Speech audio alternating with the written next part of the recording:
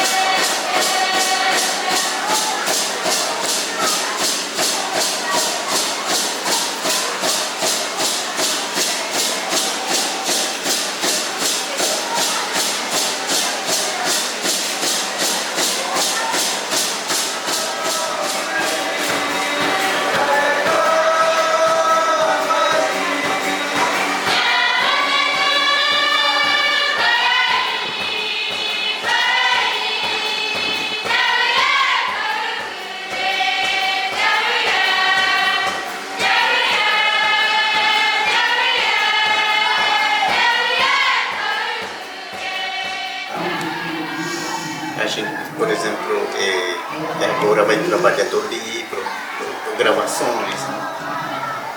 Dá para a gente trabalhar dentro da escola, junto com a comunidade, mostrando o que é importante, que é a importância do mundo guarani, uma gravação, um cântico que está aí gravado para mostrar para o futuro, né? Toda criança que vai vindo, vai nascendo, porque a gente pensa também, né, assim, de envelhecimento também, né, muitas vezes nós sempre falamos, né, o velho está acabando, né, agora o novo vem se preparando e cada vez vai crescendo e vai ficar envelhecendo também, né?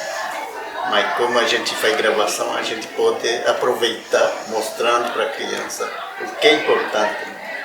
O que é importante do mundo guarani, da vida do Guarani, da comunidade, tradições, né?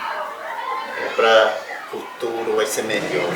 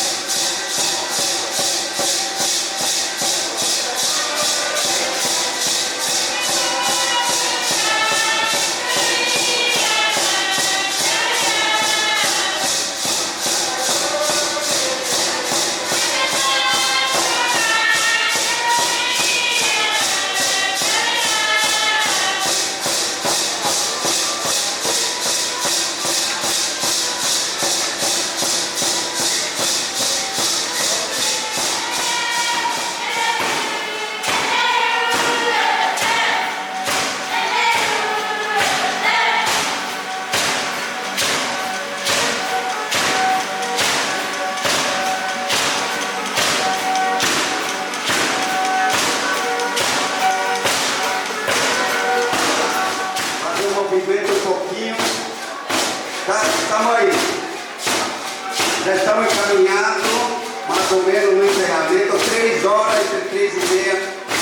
Estaremos encerrando o segundo dia da Semana Cultural aqui na Tecorrai Tamarã.